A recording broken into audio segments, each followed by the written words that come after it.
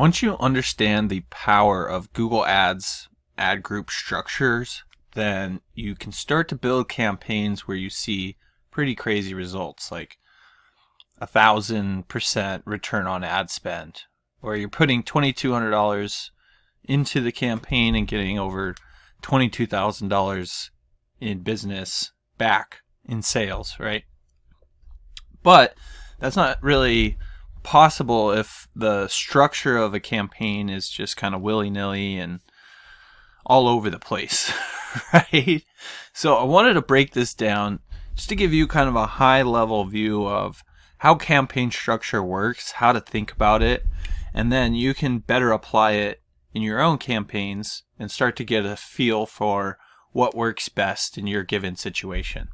So I think the easiest way to show this is actually through a spreadsheet where we have some examples here. Let me zoom in a little bit so this is easier to see. So we've got a campaign. Let's say it's for auto detailing, and we want to market some auto detailing services for a local auto detailing company. In that campaign, most people, when they're first starting out creating their Google Ads, they'll just have one ad group and they'll just throw everything in there and hope for the best, right? But that's not going to give people a very good user experience on the front end when somebody's actually interacting with the ads that you're displaying. And part of what Google wants to do is improve its users' experience to keep people coming back to Google so that they keep clicking on more ads and they can make more money, and on and on and on. So to improve the user experience of your ad campaigns, it's important to keep everything highly congruent. And to do that, we use what are called ad groups. So within a campaign where we're going after auto detailing, in this example, we would probably have several different ad groups. One for auto detailing, obviously.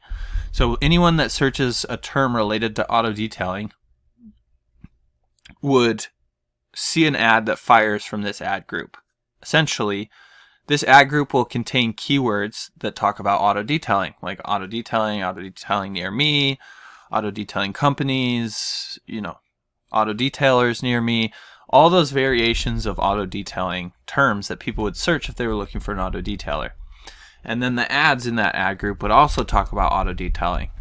So, we're the best auto detailers in town, hire us today, on and on and on, right? And then you'd have another ad group, maybe mobile detailing, if that's a service that's offered by this theoretical company here.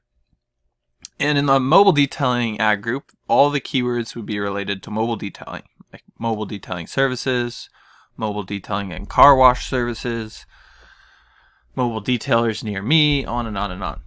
And then the ads would talk all about mobile detailing. We come to you, it's quick, easy, painless, you don't have to sit around and wait forever, on and on and on, right? And then the same thing with interior detailing and exterior detailing, and so on and so forth. Well, this list could be 50 long, who knows, right? We don't really need to get that granular for this example, but to give you another example, like remodeling, you would have your remodeling campaign where somebody's just searching for like remodelers near me, remodeling companies. Then you might have an ad group that talks about kitchen remodeling, how you do kitchens, you make them beautiful and ergonomical. And then you also have bathroom remodeling, you make them all beautiful, luxurious. It's like being in a spa. Then you have garage remodeling. It's like, create this man cave that's amazing. So you can start to see how in one campaign where we're trying to get leads for remodeling services, basically residential remodeling services, we can start to create a whole bunch of ad groups that are highly targeted towards specific terms people would be searching for if they were wanting a remodeler, because there's all sorts of different types of remodeling services, just like there's all different types of auto detailing services. Some auto detailers don't offer mobile services. So if somebody searches for mobile services, finds your company and calls you, that actually might be doing you a disservice and you would be wasting money on your ads, right? So this is also going to help you start to see which ad group is performing the best.